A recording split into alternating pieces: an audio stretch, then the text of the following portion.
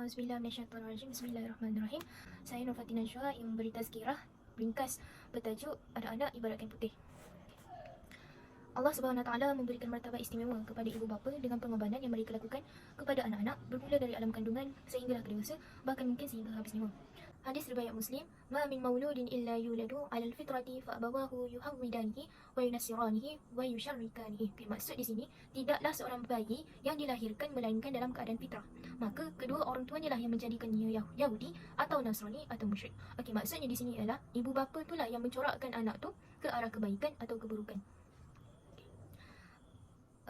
Macam yang kita selalu dengar kan, bila ada orang tu mengandung ke benda kan, mesti gambar khabar, oh rezeki. Okey, sebelum kita nak khabar anak tu rezeki, kita kena letak dulu anak tu sebagai amanah daripada Allah untuk kita jaga dia, untuk kita bentuk dia betul-betul, untuk kita jaga dia, bagi makan minum yang cukup, pakaian apa semua. Sebab kadang-kadang ibu bapa ni lupa yang anak ni adalah tanggungjawab mereka. Sebabnya kita kena letak anak tu sebagai amanah first sekali, untuk mengelakkan kita menjadi ibu bapa yang dalam masa sedar tak sedar kita ni berdosa kepada anak-anak kita. Tanggungjawab ni saya boleh ringkaskan. Saya rasa dengan ringkas ni semua faham kot, sebab tanggungjawab ni maksud dia tanggung di dunia dan jawab di akhirat kelak. Apa yang kita ajar anak-anak kita daripada kecil ni akan diperjawabkan di akhirat kelak. Adakah kita ni ajar dia untuk kenal Allah daripada kecil? Adakah kita ajar dia kenal Nabi-Nabi daripada kecil? Semua tu akan dipersoalkan di akhirat kelak. Yang perlu memainkan peranan yang paling tinggi ialah bapa, itu ayah. Ayah tak boleh juga macam cakap macam suruh anak-anak tu mengaji, tapi ayah tu tak buat benda tu. Ayah tu kena tunjuk ajar sekali dan memberi contoh untuk anak-anak tu ikut. Contohnya, cara percakapan ayah kepada ibu. Kalau seseorang ayah tu cakap baik-baik dekat isteri dia, anak-anak pun akan ikut.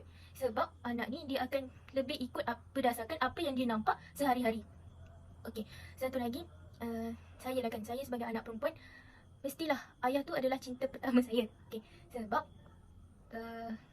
anak perempuan ni sepatutnya diberikan penjagaan yang lebih. Sebab anak perempuan ni lagi besar ujiannya untuk dibesarkan berbanding anak lelaki. Sebab anak perempuan ni ayah dia kena jaga betul-betul, kena bagi tahu aurat dia dekat mana, apa semua, batas dia dengan lelaki apa semua. Fasa dalam mendidik anak ni, ulama mengajarkan ada 3 fasa. Fasa 7 tahun pertama ialah layan anak tu seperti raja. Maksud layan anak seperti raja tu ialah kalau anak minta belikan mainan, kita belikan, kita ikutkan kemahuan dia. Fasa kedua ialah 7 tahun kedua. 7 tahun kedua ni kita sebagai ibu bapa kena layan dia sebagai seorang hamba. Seorang hamba ni bukan maksud dia kejam ke apa. Seorang hamba ni maksud dia kita kena ajar dia buat sesuatu. Contohnya buat kerja rumah.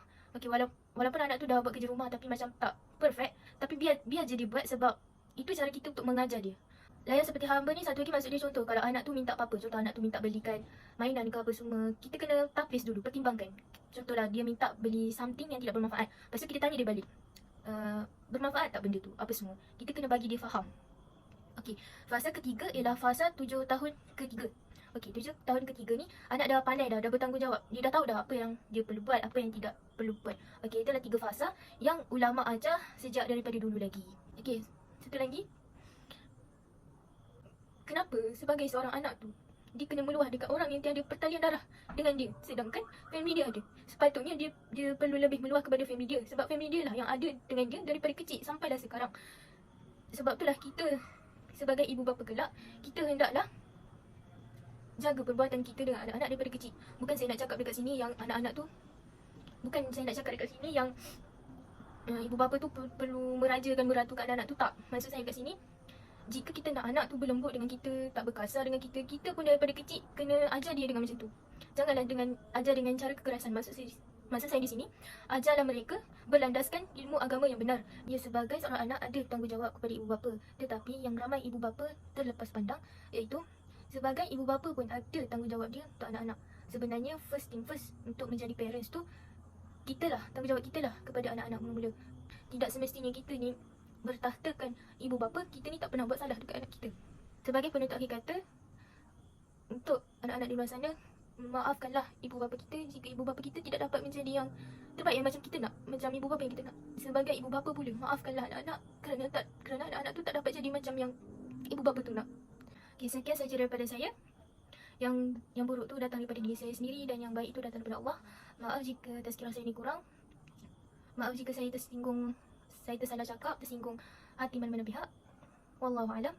Assalamualaikum warahmatullahi wabarakatuh.